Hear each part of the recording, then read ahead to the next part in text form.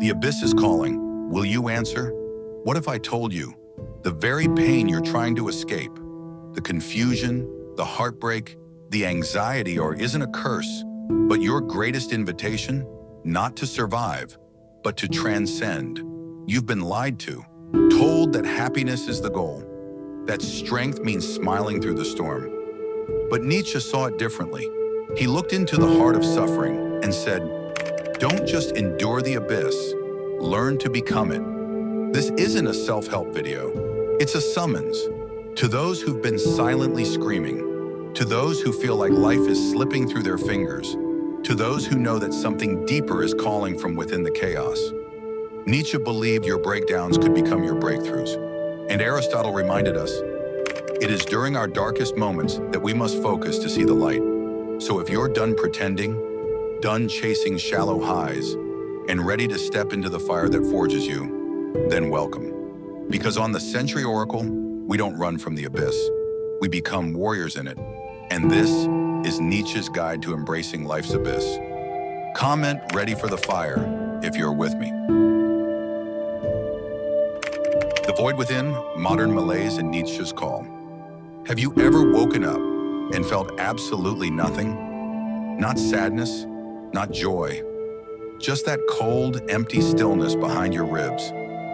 As if something vital had gone missing, and you're the only one who noticed. You scroll through your phone, smile at the screen, go to work, say the right things, but deep down you wonder, is this all life is? A performance? A repetition? A quiet ache no one sees? This isn't depression, this is the void within. And Nietzsche knew it well. He saw it not as a defect of the human condition, but as its hidden doorway, because the modern world teaches you to escape the void. Distract yourself, medicate it, bury it under productivity and pleasure. But Nietzsche's voice cuts through the noise. Man is a rope stretched between the animal and the Übermensch, a rope over an abyss. He doesn't ask you to avoid the abyss. He dares you to look straight into it, to stop pretending, to stop numbing, to stop chasing false gods, validation, perfection, toxic positivity. Because the void is not your enemy. It is the place where illusions die and truth begins. We are a generation drowning in dopamine, but starving for meaning. We laugh too loudly and feel too little. We curate perfect lives online, while silently falling apart off screen. But the greatest lie of our time is this, that happiness is the purpose of life, that pain is failure, that emptiness means something is wrong with you. Nietzsche offers no comfort. Instead, he offers something infinitely more powerful, courage.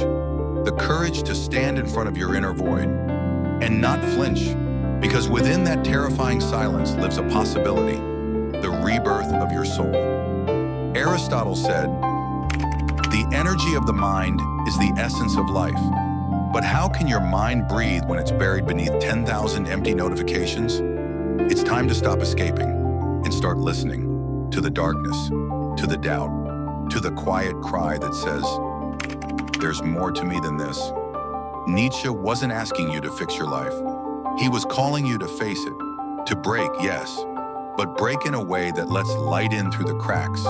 Because pain isn't the end, it's the forge. On the Century Oracle, we don't run from our shadows.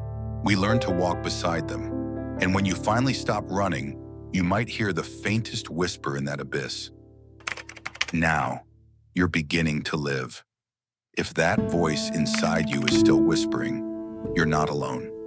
Comment, I feel the void, if this spoke to your soul.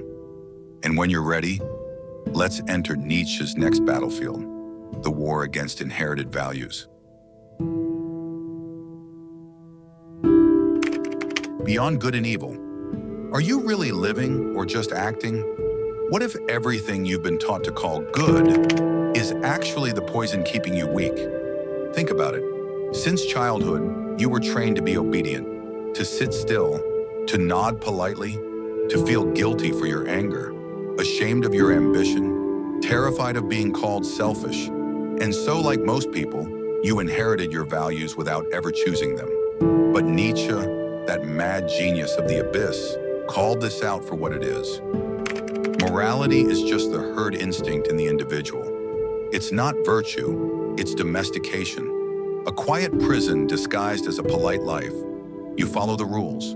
You work hard. You say what's right.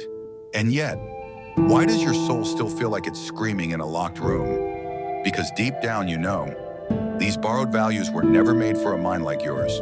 Nietzsche didn't want you to rebel for the sake of rebellion. He wanted you to burn your moral inheritance to the ground and build your own truth from the ashes. You have your way, I have my way. As for the right way, the correct way, and the only way, it does not exist. What he offered wasn't chaos. It was a new kind of responsibility, the highest kind, to become your own lawgiver, to look life in the eye and say, I will decide what matters to me, not tradition, not culture, not guilt. Because here's the raw truth. Most of what we call morality is fear in disguise. Fear of punishment, fear of judgment, fear of being abandoned by the herd.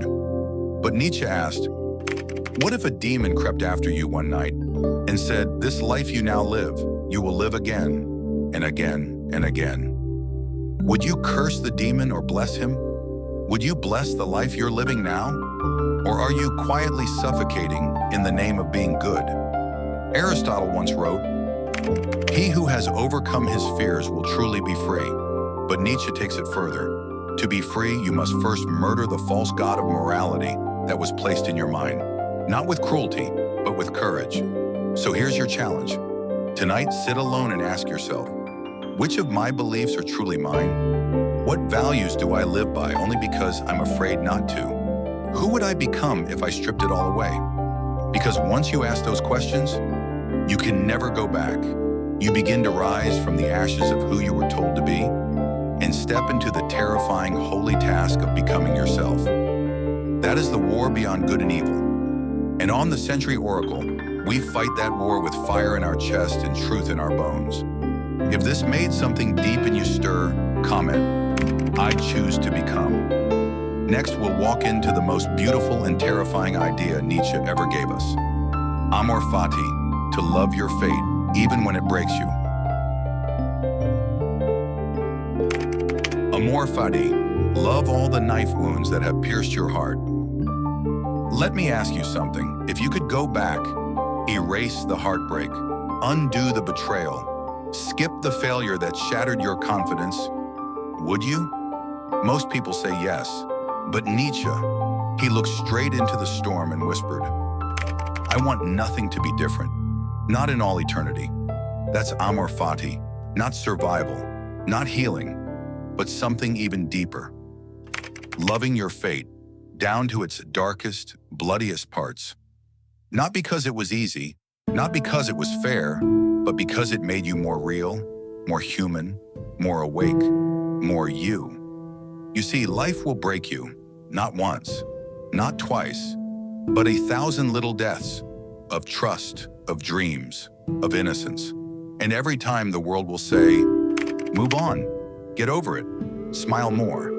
But Nietzsche says, no, stop, feel it, all of it, and then, bless it, he who has a why to live can bear almost any how. But Amor Fati isn't just finding a why in your pain, it's falling in love with the fact that it happened. The breakup that left you curled up on your bedroom floor, that was the night you met your strength. The job you lost that made you feel worthless, that was the day you were freed to find your purpose. The silence from someone you loved deeply, that was the moment the universe asked, will you finally choose yourself? Amor Fati doesn't ask you to pretend it didn't hurt. It asks you to look pain in the eyes and say, you shaped me. Thank you, it's not easy. It's brutal. It's divine. Aristotle once wrote, the truly courageous man is not he who feels no fear, but he who conquers it. And Amor Fati is the final battlefield. Not against others, but against your own resistance to life as it is. Because what if the very things you tried to forget were the very things trying to awaken you? What if nothing was a mistake? What if it was all, every heartbreak, every failure, every scar, a sacred design to burn away who you thought you were and reveal who you're meant to become? At the Century Oracle, We don't want a perfect life. We want a meaningful one. We don't chase the light. We learn to carry it, even through hell.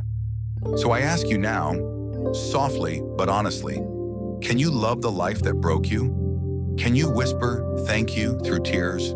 If you can, then comment, I love my fate. Next, we'll step into Nietzsche's most misquoted and most empowering idea, the will to power. Not domination, but creation. Request it when your fire is ready. The will to power. Become the artist of your own life. What if life has no meaning unless you give it one? Nietzsche called it the will to power, not the thirst to conquer others, but the fire to conquer yourself. To rise above the ashes of nihilism, to turn chaos into form, to transmute pain into purpose. He who has a why to live can bear almost anyhow. Friedrich Nietzsche. In a world that no longer offers universal truths, where the gods are silent, where traditions have collapsed, where modernity gives you dopamine, not direction. Nietzsche doesn't hand you a map, he hands you a chisel. Because the will to power is not a rule book, it's a challenge. To become the sculptor of your own soul. To look into the abyss and say, you don't scare me anymore. I will build something beautiful with the darkness you gave me. You are not here to obey inherited values. You are here to forge them. Not to repeat old stories, but to write your own myth. Not to seek comfort, but to seek truth, even if it burns. No price is too high to pay for the privilege of owning yourself. Friedrich Nietzsche. This is what it means to truly live, to become the artist of your existence, to treat your suffering as clay, your failures as pigment, your fears as raw material. The mediocre man waits to be inspired, but the Übermensch, the higher man, inspires himself. He does not ask, what is the meaning of life? He declares, I am the meaning. I am the storm and the structure, the wound and the wisdom. In this final hour, Nietzsche gives you no comfort, but he gives you something far better. The responsibility of freedom. The freedom to destroy old versions of yourself. The freedom to craft a life of such intensity, such authenticity, such power, that even death would hesitate to interrupt you. Become who you are. Nietzsche. So the question isn't, what should I do with my life? The question is, what can I create with the fire still burning inside me? This is your moment to begin again. Not as a follower, not as a victim, but as a creator. The world does not need another copy. It needs you, fully awakened, fully responsible, fully alive. Eternal recurrence. Would you dare to live it all again? What if I told you that every second of your life, the pain, the regret, the shame, the love, the triumphs, would return to you again, and again, and again, not once, but for eternity. No edits, no skips, no second chances. This is Nietzsche's most terrifying idea, and yet perhaps also his most beautiful. He called it eternal recurrence. What if someday or night a demon were to steal after you into your loneliest loneliness and say, this life as you now live it and have lived it, you will have to live once more and innumerable times more. Friedrich Nietzsche, the gay science. Would you curse him, or would you fall to your knees in awe?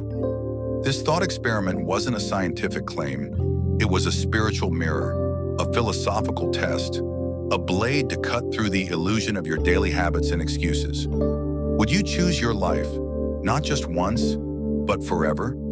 Because to say yes to eternal recurrence is to say yes to life itself.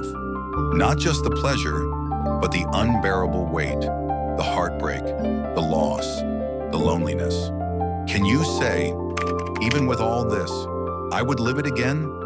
This is the measure of true power. Not to escape suffering, but to transform it. Not to avoid despair, but to look it in the eye and dance anyway.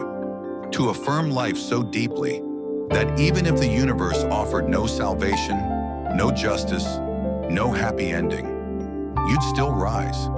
You'd still love. You'd still create. Because you are not here to be spared from life.